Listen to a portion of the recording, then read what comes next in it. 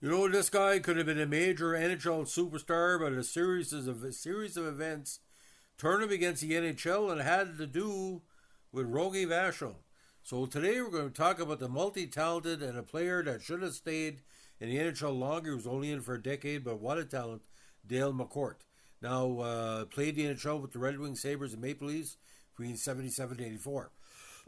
He later played in the Swiss Elite League from 85 to 92 with HC Ambri Piotta, and he never came back to the NHL. He was selected first overall by the Red Wings in the 77 NHL Amateur Draft. Internationally, McCourt played for the Canadian national team at the World Juniors with Wayne Gretzky and at the 79 and 81 World Title event. Now, he played Major Junior in the OHA, redeemed the OMJHL during his tenure, which is now the OHL. As a 15-year-old, he was already playing Tier 2 junior hockey when called up by the Sudbury Wolves for part of the 73 OHA season. He then joined the Hamilton Red Wings for a full 74 campaign and was team captain at the time to rename Hamilton Finn Cups, won the 76 OHL championships, and then the National 76 Memorial Cup title.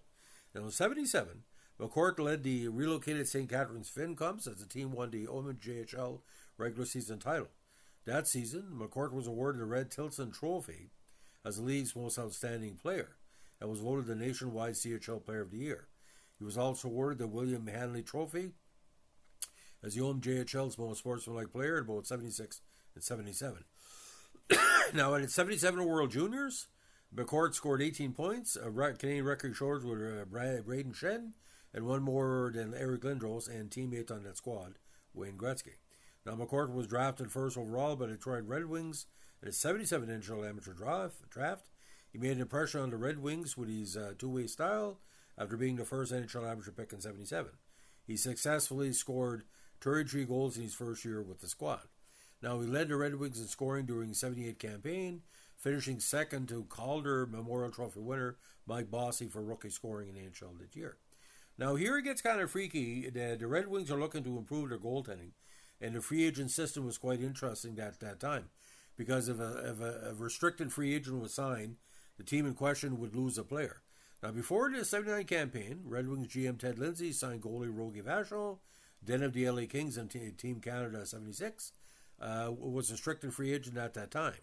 An NHL arbitrator ruled that McCourt should be the compensation given to Kings for Vachon's loss, but McCourt, who didn't want to go west, refused to report to LA.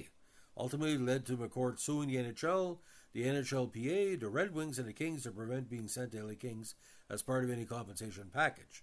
During this lawsuit, he remained playing for the Red Wings, finishing the season second in Red Wings scoring by 2 points for 79. The matter was eventually resolved, and McCourt remained in Detroit, but he felt betrayed by the fact his own NHLPA, led by Executive Director Al Nicholson, did not back him against the owners during the lawsuit. His legal case created a huge impact on sport, and was the first sports case to challenge the antitrust laws during the bargaining agreement. Now, he continued to be the Red Wings' top scorer in both his third and fourth seasons. Despite this, and while leading the team in scoring a third away through the 82 season, management did not feel he had met their overall expectations and traded McCourt to the Sabres in December 81.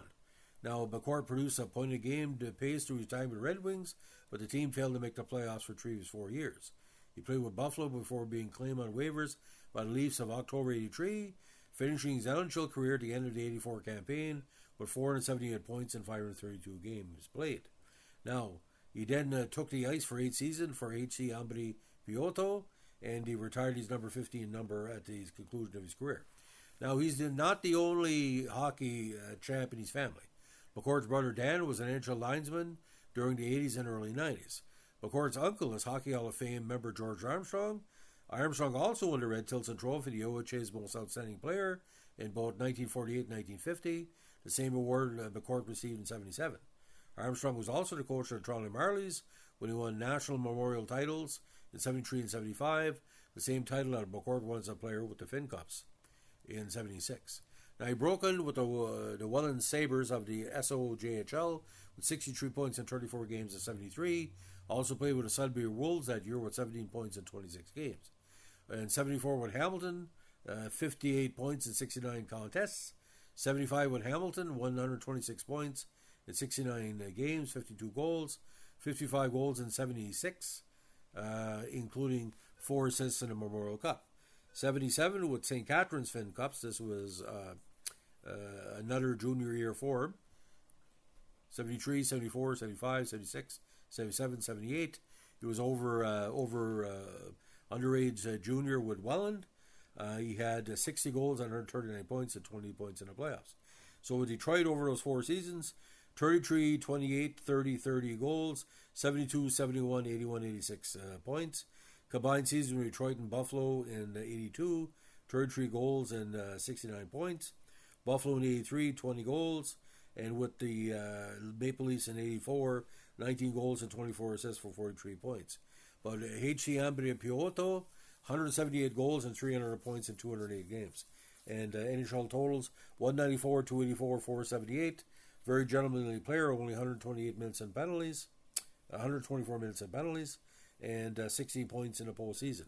He only made the playoffs for the Detroit in 78, Buffalo in 82 and 83.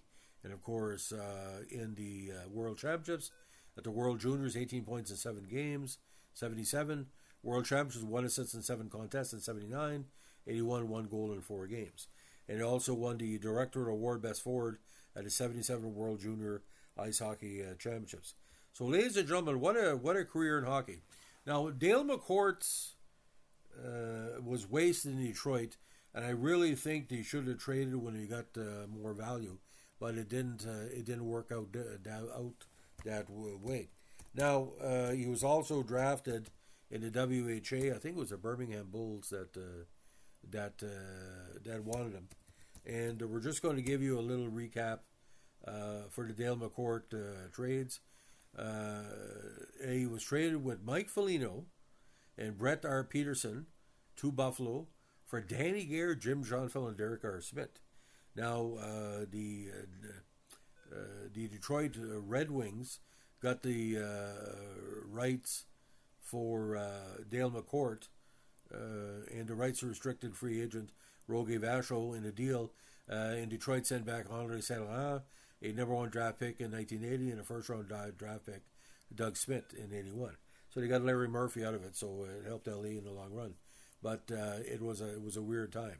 Again, it was a compensation trade for Detroit signing free agent Rogie Vachon. So Detroit McCourt stayed in Detroit with Andre Saint-Laurent and Larry Murphy and Doug Smith the other way.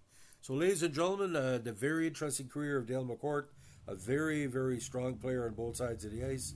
And I think the big problem here, nobody thought Vachon was going to leave as a restricted free agent, and led to Ted Lindsay's firing too as well. That was sort of the last chance. He later went to Boston, and like I said, he was never the same player again. Rogie was so out of place in Detroit. With Ellie, he was allowed a bad game. He could score, but he couldn't score in Detroit. And like I said, it was a debacle. So, ladies and gentlemen, if you like what we're doing here with the NHL Vintage Podcast, let us know with a like, comment, subscribe, or share.